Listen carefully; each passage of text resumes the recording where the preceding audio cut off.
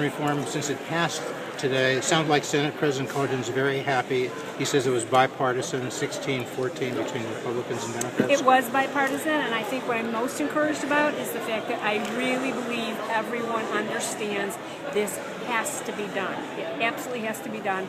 I think the framework that's been laid out, a lot of work has been put into, so I think we have a good idea of the direction to go. Clearly there's some issues with respect to the cost shift.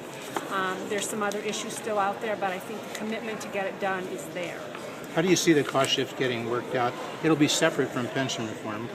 Do you agree with that? And if no, so, not necessarily. It may be part of it. I don't know. How do you see it getting worked out? It seems like it's a stalemate. We'll have to see what everyone's concern is. I think there may be some middle ground.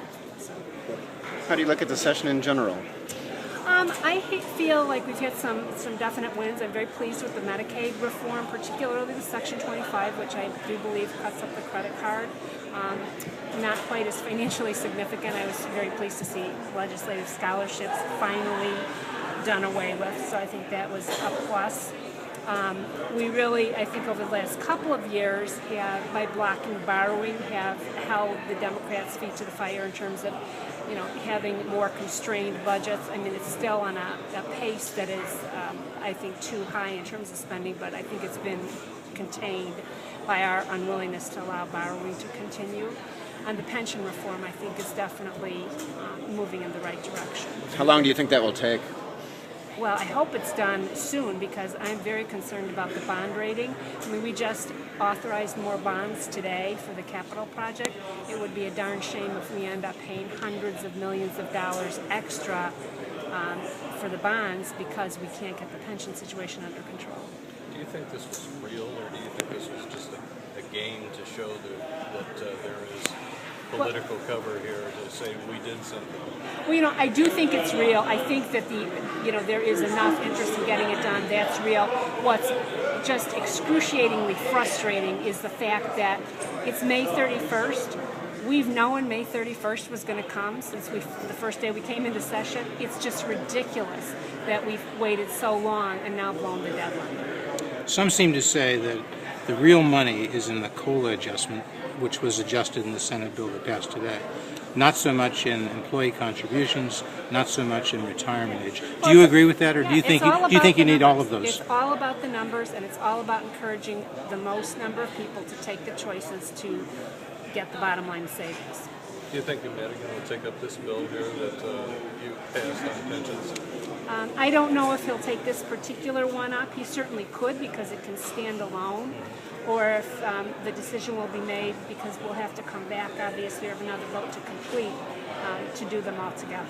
If Madigan takes it up and it passes the House, do you think the governor would sign it, this bill that passed tonight? I would guess he would. I can't speak for the governor. I haven't spoken with him about it. We haven't.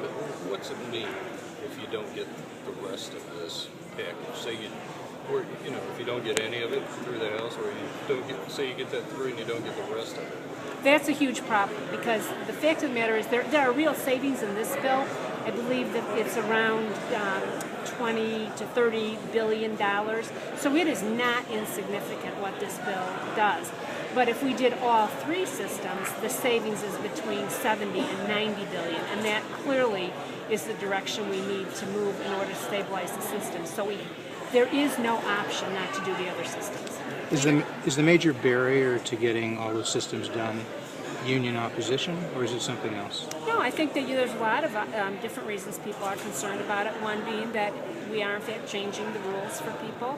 I think a lot of the sentiment expressed on the floor reflects what people think. Leader, you said it was kind of ridiculous that pensions got pushed back to this point. Are there any other issues or any other bills that you're...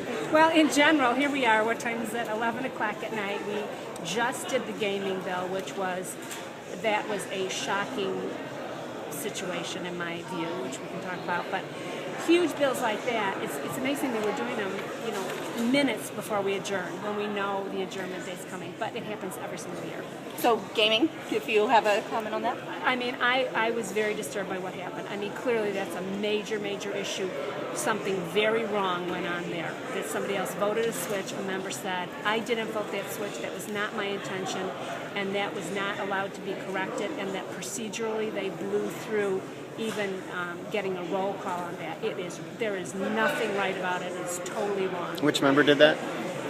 I don't know who pressed A it. It was Democrat? Jacqueline Collins who said somebody It was her voted. switch. Right. But Somebody voted that for her. is absolutely wrong. It changed the outcome on a major issue. But nothing can be done now, right? Well, I suppose the Inspector General could be brought in, and I think they should. I think it's absolutely wrong. In general, this session, with an election coming up and new districts, would you rather be on your side or their side, given the way this session, if you had to argue the issues that came out of this session? I think that Republicans are well positioned because I think in general the citizens, both federally and at the state level, are more conservative in terms of how they're viewing spending. And I think that here in Illinois, with 10 years of Democrat control, there may be some party fatigue with how things have been handled. I mean, clearly the results right now are not very good, and we will be running our candidates on the record of the Democrats who have controlled everything for 10 years. Chris, I asked the president about your plan to keep spending about $2 billion less than revenue for the next 3 years and then use that difference to pay off old bills. He said, well, the Republicans had said that, but they were a little short on identifying specific cuts. I'm paraphrasing him. Would you agree with that? Since you're paraphrasing, it's hard for me to. Well, no, but comment on what he said or did say that We you had weren't a coming couple- up with the cuts that specific cuts. I think And that would I be think fair. we did come up with cuts, and many of those were rejected. So I guess we'll just have to leave it that we have a disagreement there. All right. Okay, Thank you. Thanks.